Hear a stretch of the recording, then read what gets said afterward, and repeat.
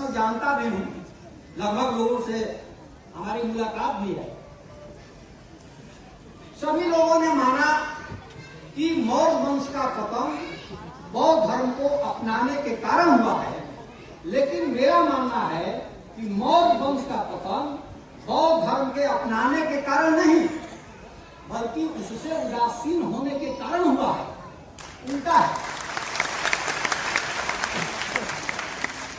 भाई मौर्य वंश में सबसे पहले बौद्ध सिविलाइजेशन को अपनाया सम्राट अशोक ने, और पूरे मौर्य वंश में सम्राट अशोक ही ऐसा शासक था जिसने 40-41 साल तक भारत पर शासन किया, और पूरे अफगानिस्तान से लेकर करके बंगाल की खाड़ी से लेकर के हिमालय के पाद प्रदेश से लेकर के दक्षिण भारत तक। जब बौद्ध धर्म के कारण मौर्य साम्राज्य का पतन हुआ तो यह सम्राट अशोक के समय में ही हो जाना चाहिए।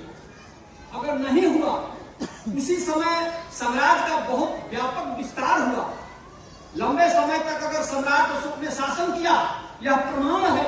एक अंधा भी बता सकता है इस बात को कि बौद्ध धर्म को अपनाने के कारण मौर्य साम्राज्य मजबूत हुआ, और बौद्ध धर्म से जैसे ही विमुख हुए बाद के राजाओं ने, इसलिए मौर्य साम्राज्य का पतन हुआ।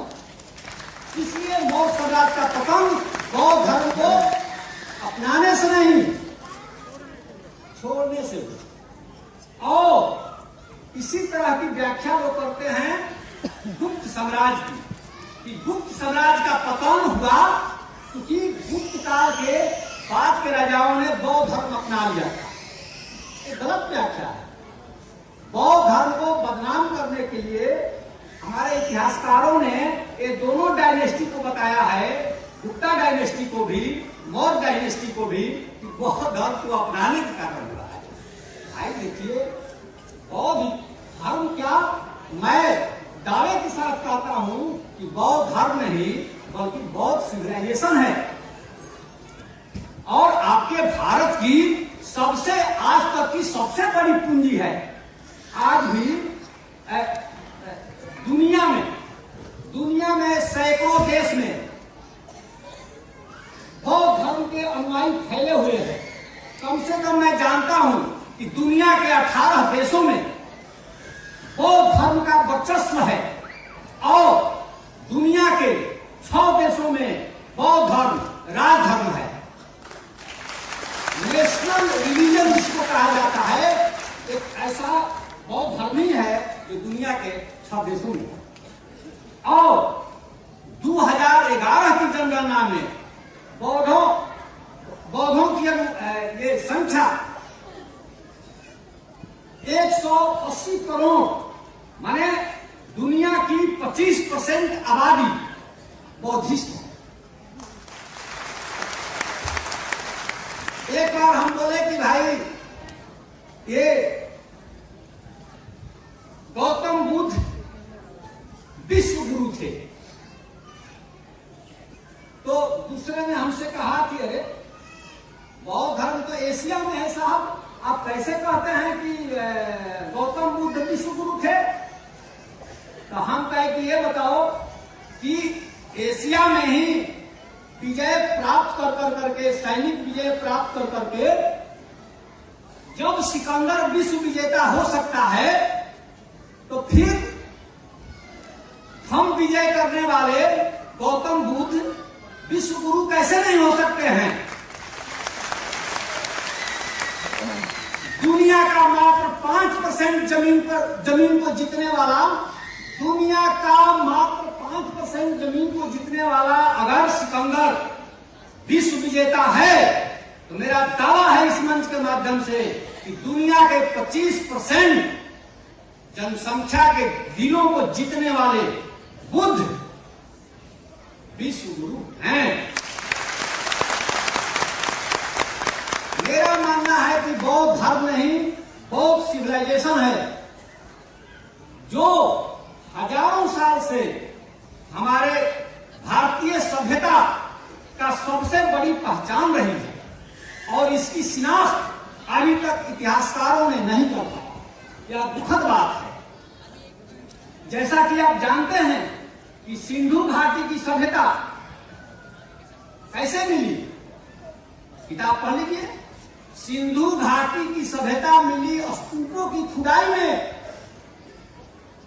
स्तूप की खुदाई में सिंधु घाटी की सभ्यता मिली है।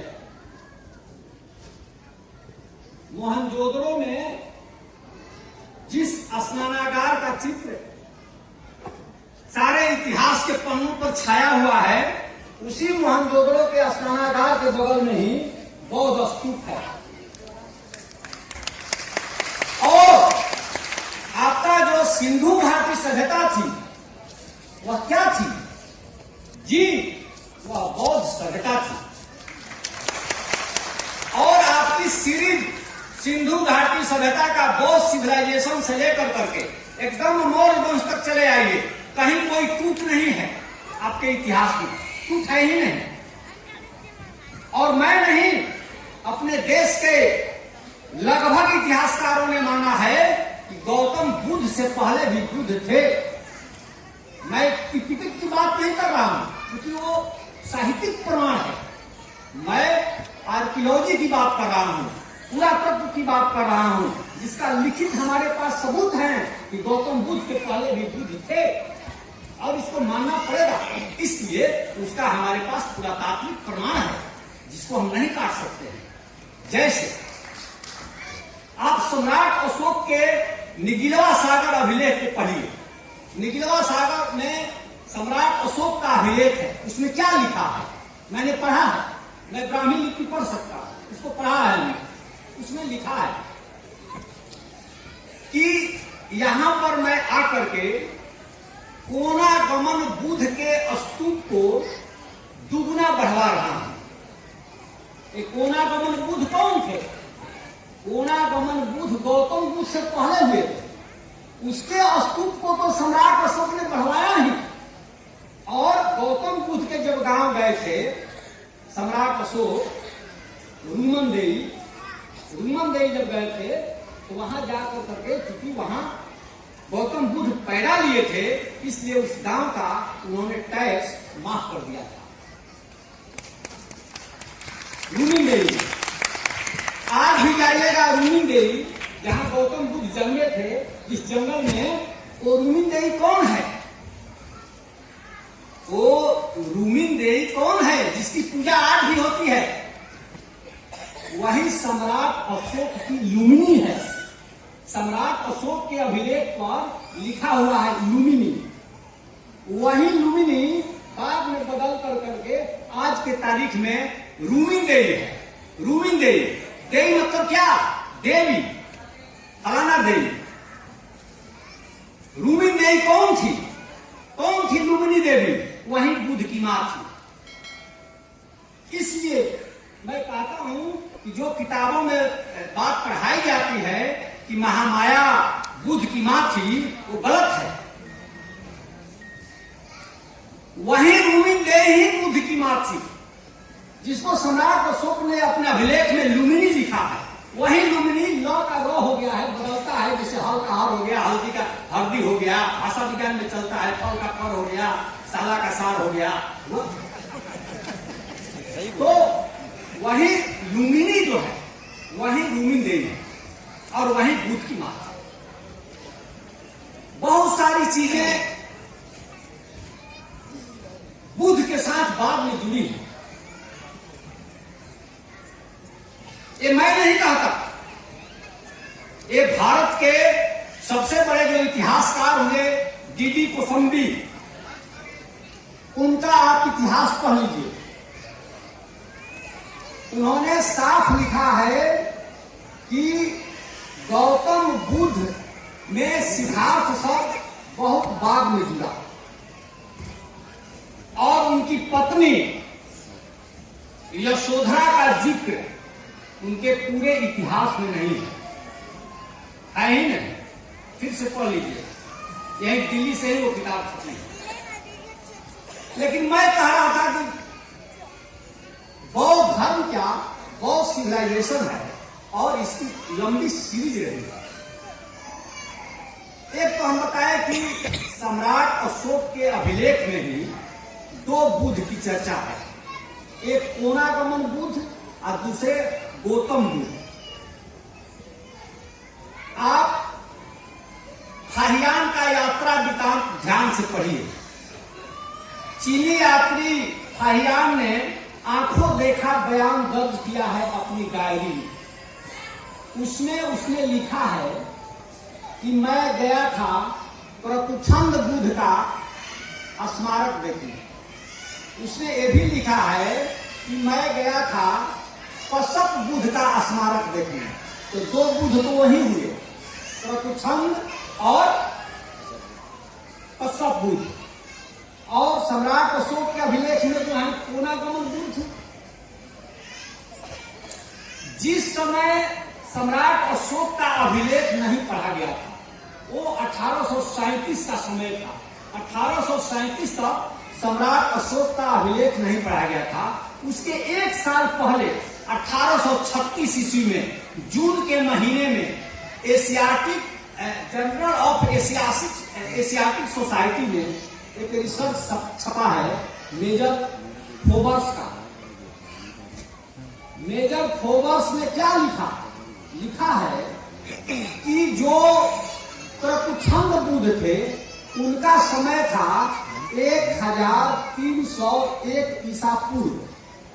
पढ़ लीजिएगा, वो तो रिकॉर्ड में है पूरे इंडिया में, कहीं नहीं जाएगा। और जो कोनागमन बुद्ध थे जिसका सम्राट अशोक ने स्तूप का विस्तार कराया है निगलिवा सागर में, अभी है वो तो है ही, आप जाकर देख सकते हैं।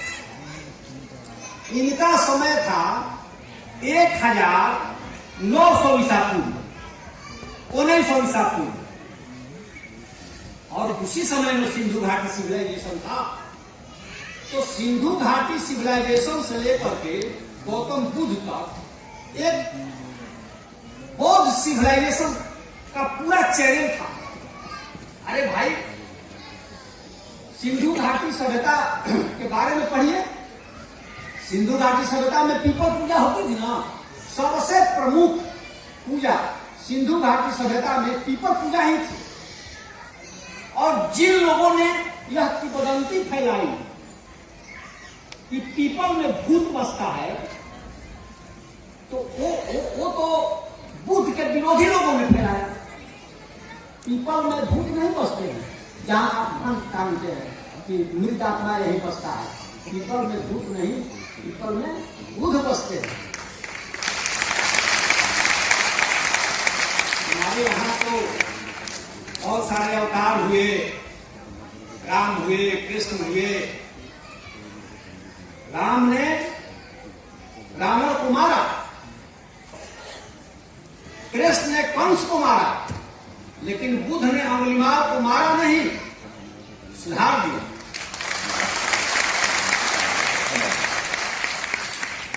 और मेरा दावा है कि इतने अवतारों में सिर्फ अकेला बुद्ध ही दिखाई पड़ते हैं जिनका घर हम लोगों को मिल चुका है।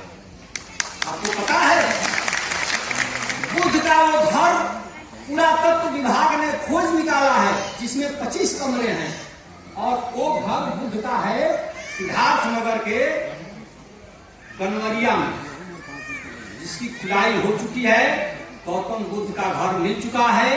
आज तक हमारे पुरातत्वविद कपिलवस्तु की जो खोज कर रहे थे वो गलत जगह खोज रहे थे। नेपाल की जो कपिलवस्तु है वो ओरिजिनल कपिलवस्तु नहीं है। और हमारे इतिहासकार खुदाई कर रहे थे गलत गांव का, अब वो सही गांव में आ गए हैं। अब वहां हमको प्रमाण मिल गया है कि यही कपिलवस्तु है। कारण कि अब वहां साइन बोर्ड मिल गया, नीचे लिखा हुआ उस काल का कि यह कपिलवस्तु का महाविहार है। ग्रामीण लिपि में 2 अभिलेख मिल चुके हैं। उससे साबित हो गया कि गनवरिया ही असली कपिलवस्तु है, जहां गौतम बुद्ध का राज प्रसाद था, जिसमें गौतम बुद्ध का